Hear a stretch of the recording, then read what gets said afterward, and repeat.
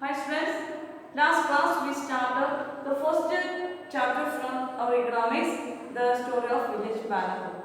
We discussed so many things about the village Palambo, how they cultivate and how they were developed through farming and small scale manufacturing. Here, then last we discussed the village people of Palambo. After 1960s, they used the wasteland also. Till the 1960s, they used the traditional way of method and they used the net zone area. Same net zone area. Net zone area means the total agricultural land is net zone area. After 1960s, they want to produce more. So after 1960s, what did they do? They use the wasteland and they prepare the wasteland for agricultural land, or it became cultivatable land. Okay. Then they started multiple cultivation. Here, have you heard of different crops grown on different seasons? All crops, do you know all crops grow in same season? No, different crops grow in different seasons. On the basis of that periods of season, we can divide the crops as kharif and rabi. We can divide it three. Most important division was kharif and rabi. Once more here, said. On the basis of season, crops are divided into kharif crops, rabi crops, and said crops also. Said crops means during the season of said season, we get vegetables and fruits.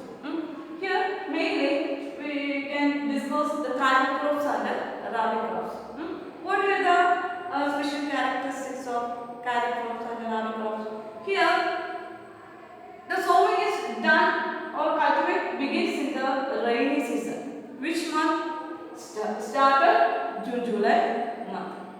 Then when they harvest the kharif crop, harvesting is September, October month. Which crops included in kharif crops? Rice, maize, jowar and bajra are considered as main kharif crops. Okay? Do you understand what I say? We can divide the crops on the basis of season. The crops are divided in three on the basis of season. They were kharif crops, rabi crops and zaid crops. Mainly we will study kharif crops and rabi crops. In kharif crops, grown or cultivate in the month of or rainy season in the month of June, July, and harvesting is done in September, October month. The main kharif crops are rice, maize, jowar, bajra, etc. Okay. Then rabi crops. Cultivation begins in November, December. When they cultivate, November, December month they started cultivation. For sowing is done November, December month. Harvest June, July. Especially rabi crops were known as in the crops in winter season. Okay. Then June, July month harvest is done. Then the main crops. The main crops harvesting during the rabi season were wheat, mustard, peas, etc. Okay. So sometimes if the question is like that, which crop is wheat? Wheat is which type of crop? It is rabi crop. Okay. Sometimes a question is like this. Jowar is an example of kharif. Okay. We already discussed in the people of village Palamur, they already follow the kharif crops and the rabi crops. Or every season they cultivated in Palamur. Instead of besides tariff crops and rabi crops, they also cultivated in winter season potato. Hmm? And they follow multiple cropping. Okay.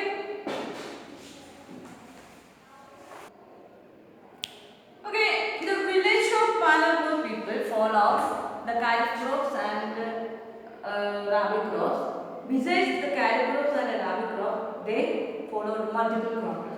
What do you mean by multiple cropping? Multiple cropping is to grow more than one crop on a piece of same land during a year. A year they get the harvest from so many or more than one crops.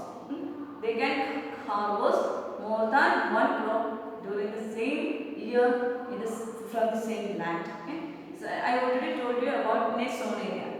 They had particular net zone area, and in the initial period they cultivated rabi and kharif crops only. During the after 1960s, they changed the wasteland as cultivated land, and they cultivated more. They get more production, and they follow multiple cropping also. Multiple cropping means to follow or grow more than one crop in the same piece of land in the same year. Okay.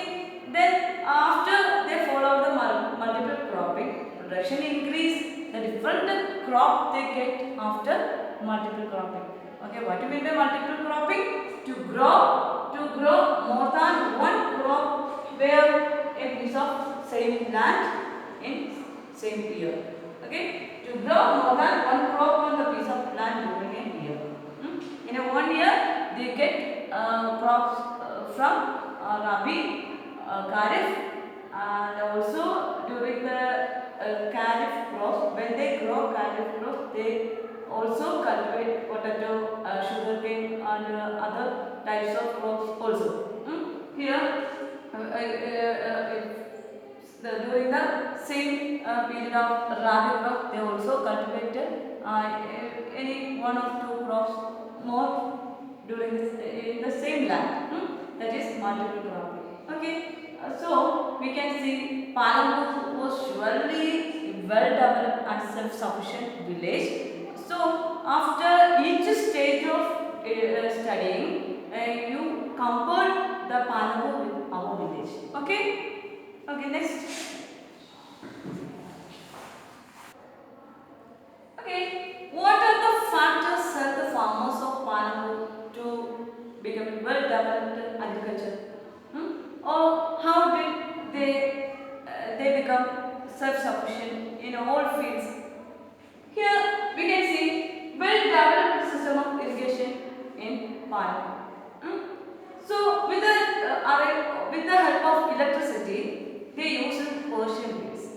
Persian wheels, with the help of Persian wheels, they draw water from tube wells and other water fields. Okay.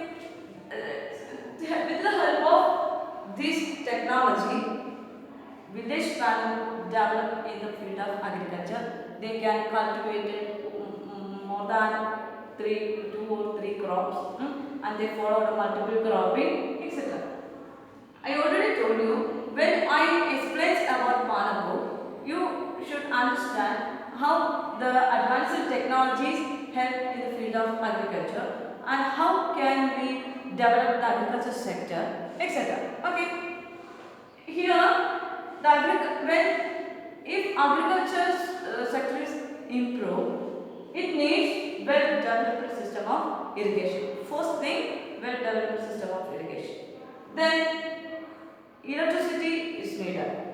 Then Persian wheels, such a type of Persian wheels are necessary to transform the irrigation and to draw water from high deep wells and tube wells, etc. Okay. Here we can see how farmers follow the multiple cropping. How can they cultivate the three crops? Which three crops? Kharif crops, rabi crops, and sage crops at the same year. Here question is like this, how the farmers of Palampur, or in a general question, how a farmer can cultivate the three crops in the same year. Here the question is, how the farmers of Palampur could cultivate the three crops in the same year. If the question is like that, you can answer. The people of Palampur engage, the most of the people engage in agricultural activity or farming. Most of the houses have electricity. As a main job farming, they developed a system of irrigation. Well developed system of irrigation we can see in Palampur. Then most of the houses have electricity. With the help of electricity, they use Persian wheel. Persian wheel transform the system of irrigation also. And another one, the herbs too. What is the use of Persian wheel? Persian wheels help draw water from tubes and deeper wells. Okay. Thus, they develop a system of irrigation. Thus, they develop in the field of agriculture. They follow multiple cropping also. Okay. From the story of Palampur, here is a message to us how to develop our agriculture sector also. We can also follow the type of farming and irrigation in our village also, but we didn't do like or we didn't engage in agriculture. We depend only other states to or we to getting in our vegetables, fruits, different types of fruits, even in our staple food rice. Okay. So it is a message also. In future, you can prepare agricultural land on the basis of the village family, or we can suggest to the government to improve our agriculture sector. I already told you in our last class. In the crisis, we are living in a crisis background. So in future, we don't know what will happen the next moment. Because the crisis pandemic is spread over the through our country. We get goods and services from other states more. So we are only consumers, not producers. So if we started agriculture, you can start agriculture in your wasteland. So the chapter experience of Palampur is an example or model to develop your concept of agriculture, okay, or the concept of production. Then, okay, the units of land is measured as hectare. You know, here the cultivated area and the year the crops cultivated showing it is table. Okay. 1950, the India our country used the net zone area as 120 hectare land. In 1960s, we used 130 hectares of land as zone area, net zone area. 1970, 140 hectare land. The same we can see in 1980, 1990, 2000. We used 140 hectare land because we already learned no one can increase the area of land. What will do? Sometimes we can through multiple cropping or to using high yielding varieties we can produce more. But the agricultural land the agricultural land is not increasing or no one can increase the area of land. We can show with the help of a graph. You can see the years are 1950, 1960 and 1970s. In 1950s, we used 120 hectares of land. In 1960s, 130 hectares of land. In 1970s, we used 140. Then the same land we use for cultivation. Okay. Here, in the case of village Panago, we studied 1960s. Till the 1960s, they used same land or same method for agriculture. After 1960s, what will they do? They use the wasteland for agriculture, thus increase the production. We can see from 1970s, the agriculture land was same, stagnant.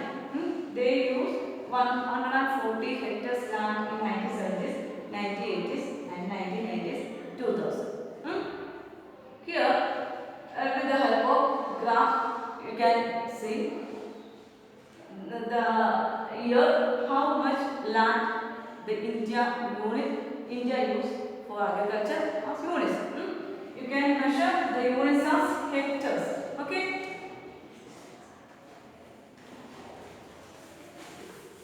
Then, we discussed India in 1950 used 120 hectare land for agriculture. Okay. So, in the same matter, a table is given for you. Your region, what type of crop cultivated, and which month you beginning the crops cultivation, which month you harvest that cultivation, then which source of irrigation you or your village used to develop irrigation facilities. So you will complete the table. Then let's discuss the Great Revolution of 1960s. It's an important year in the field of agriculture sector in India. What was the importance of 1960s? And village Panago also compare the agriculture sector in either two sectors, the period till 1960s and the period after 1970s. How did they increase their cultivation?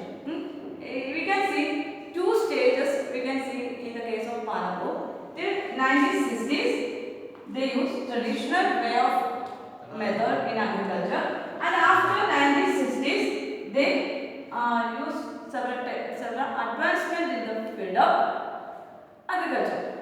At the same time, when we compare in India's agriculture sector, we can see 1960s Green Revolution happened. What do you mean by Green Revolution? During the time before 1960s, we follow traditional way of cultivation. After 1960s, advanced in the field of agriculture. Before 1960s,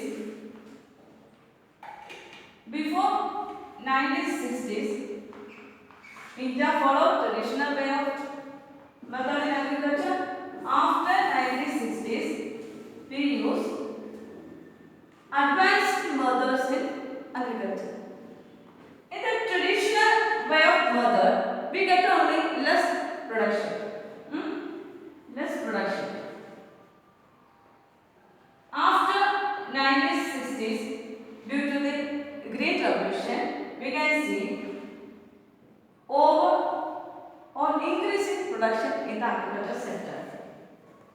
increasing production in the agriculture sector. Why did less production before 1960s? Before 1960s, we used the biological manures or natural manures like cow dung and other manures used in the field of agriculture. But in 1960s, with the natural manures, we also use the chemical fertilizers, pesticides, etc. Okay. Then they used the traditional way of agriculture. We used the seeds of less productive. After 1960s, we the farmers get high yielding variety of seeds. High yielding variety of seeds because it means from this high yielding variety of seeds we get high yield, high income or more production or more agriculture production in agriculture sector after 1960s. Here we can see we can divide the agriculture periods in India in before 1960s and after 1960s. After 1960s, the arrival of high yielding variety of seeds, the production field is very improved and agriculture production increased due to use of chemical fertilizers and pesticides. So the farmers could produce more in India. How did the scientists try to increase production? After independence, we faced so many challenges and problems in agriculture field also. We all know the second populated country, India, faces so many problems in the field of production and they face poverty. So the government tried to improve how can improve our agriculture sector because land is very limited. Next only area is same area. The same area from the same area how can produce more? As a increasing population we face poverty. So 1960s we solved this problem. Almost we can solve this problem after Green Revolution. As a part of Green Revolution, in Haryana, Punjab, Uttar Pradesh, they produced more wheat and in South India we produce more rice. Thus, we can reduce the poverty of India. So, this period was known as Green Revolution. Do you know who is the father of Green Revolution? M's Swaminathan. M's Swaminathan. M's Swaminathan was the father of Green Revolution. Okay? I hope that you understood what you mean by Green Revolution and what are the changes occurred in the field of agriculture due to Green Revolution. Okay? With the introduction of Green Revolution, what are the changes occurred in the agriculture field? See, the farmers used high yielding variety of seeds. I already told you. But you notice point by point what were the changes occurred after Green Revolution. First, they used high yielding variety of seeds. With produce more, they use high yielding variety of seeds, and for protect or for increasing production, they use fertilizers, chemical fertilizers, and preventive they use pesticides. Then modern farming methods used by introducing a new style of irrigation. Irrigation is carried out through canals, pump sets, and with the electricity, irrigation facilities get through dams, and there are so many modern machineries like a tractor and other sowing machines, harvesting machine, etc. were used in the field of agriculture.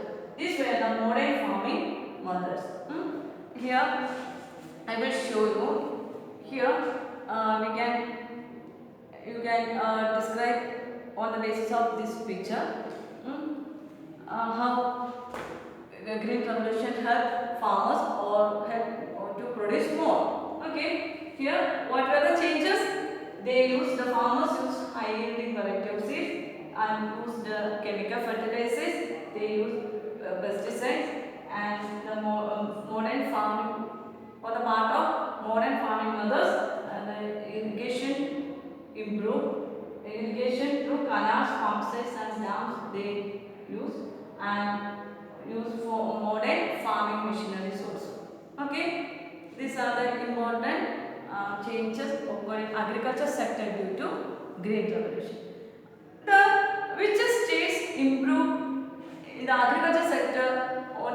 basis of Green Revolution, or which farmers use these facilities more in India?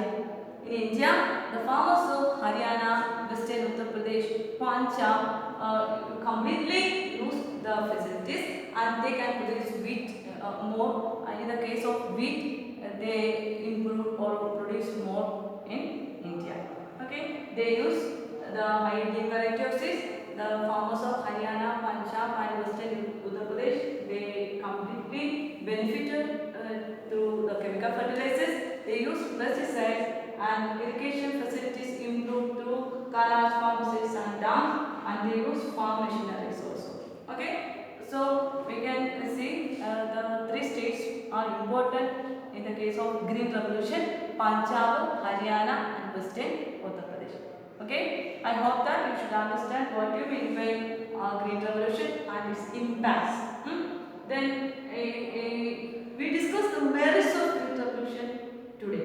Okay, in Green Revolution or use of chemical fertilizers and pesticides, there are so many demerits in our environment and our surroundings.